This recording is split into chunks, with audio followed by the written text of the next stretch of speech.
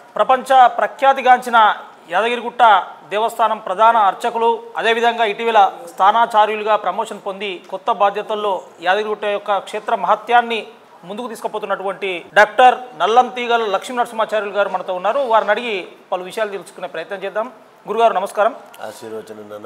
ప్రధానంగా యాదగిరిగుట్ట దేవస్థానంలో ఇటీవల కాలంలో మరిన్ని వైదిక కార్యక్రమాలను పెంచడం, పూజా కార్యక్రమాలను, యజ్ఞయాగాదులను వీటన్నిటిని కూడా పెంచుకుంటూ వెళ్తాము. ఎందుకంటే దేవుడికి మనం ప్రసాదం ఎట్లా స్వీకరిస్తామో దేవుడికి ఒక మంచి పూజ చేయడం అంత బలాన్ని ఇస్తుంది అని మీరు ప్రత్యేకంగా చెప్తున్నారు.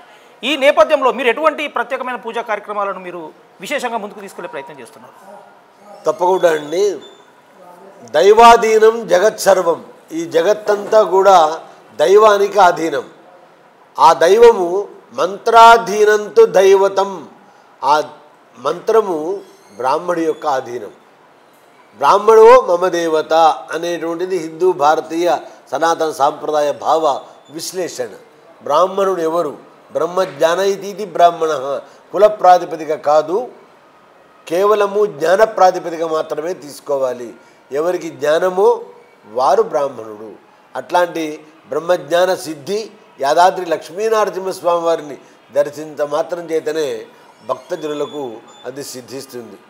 ఇది సాక్షాత్తుగా స్వర్గలోకంలోని నిజ నివాస స్థానంలోని పరమాత్మ స్థానం భూలోకంలో యాదాద్రిలో వేంచేసి ఉన్నది. అది నారసింహ క్షేత్రం. ఇక్కడ పిలిస్తే పలికే స్వామి లక్ష్మీనరసింహస్వామి. అలాంటి స్వామి అనంతమైన అక్షయమైనటువంటి మహామంత్ర శక్తులతో ప్రతి నిత్యము కూడా అలలారుతుంది. ప్రతి మాట కూడా ఒక మంత్రమై, ఆ మంత్రం ఒక శస్త్రమై, ఆ శస్త్రమే ఈ 14 లోకాలను రక్షించేటువంటి ఒక మహా అస్త్రమై వెలుగొందుతుంది. అట్లాంటి స్వామి కల్పవృక్షము కామధేనువు యాదాద్రి లక్ష్మీనరసింహస్వామి వారు.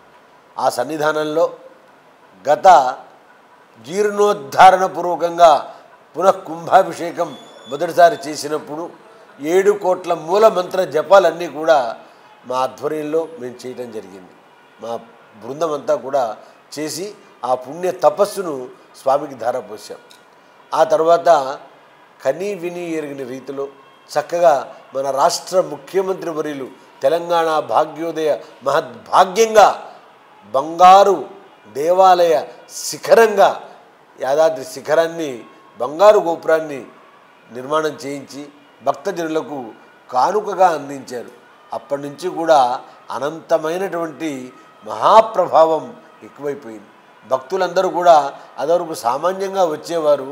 ఆ తర్వాత క్రమక్రమంగా పెరుగుతూ ఇప్పుడు వారానికి శనివారము, ఆదివారము, ప్రభుత్వ సెలవు దినములలో, వేసవి దినములలో 1,00,000 మంది భక్తులు ప్రతిరోజు కూడా యాదగిరిగుట్టకు విచ్చేస్తున్నారు. గురుగారు, ఆలయ పునరుద్ధరణ జరిగిన తర్వాత, దివ్య విమాన స్వర్ణగోపురాన్ని ఏర్పాటు చేసిన తర్వాత ఈ క్షేత్రం యొక్క మహత్యం శక్తి ఇంకా పెరిగిందంటారు? 1కి 100 రెట్లు పెరిగింది. ఎందుకోసం పెరిగింది?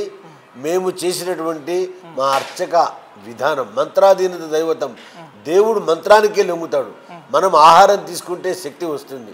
అదేవిధంగా స్వామికి మంత్రోచ్చారణే ప్రధానమైనటువంటిది కాబట్టి అటువంటి మహామంత్రోచ్చారణ అందరూ కూడా మహా బీజాక్షరాలు, ప్రాణాక్షరాలు, ఇవన్నీ కూడా వేద మంత్రాలు, ఇవన్నీ కూడా జీవన వేదాల్లాగా, నాదాల్లాగా ఇక్కడ అనంత వాయువుల్లో కలిసి పర్వతంతా కూడా భూనభోంతరాలన్నీ కూడా శబ్ద బ్రహ్మ మహామంత్రమైపోతాయి. కాబట్టి అంత శక్తి దేవుడికి ఆపాదింపబడింది.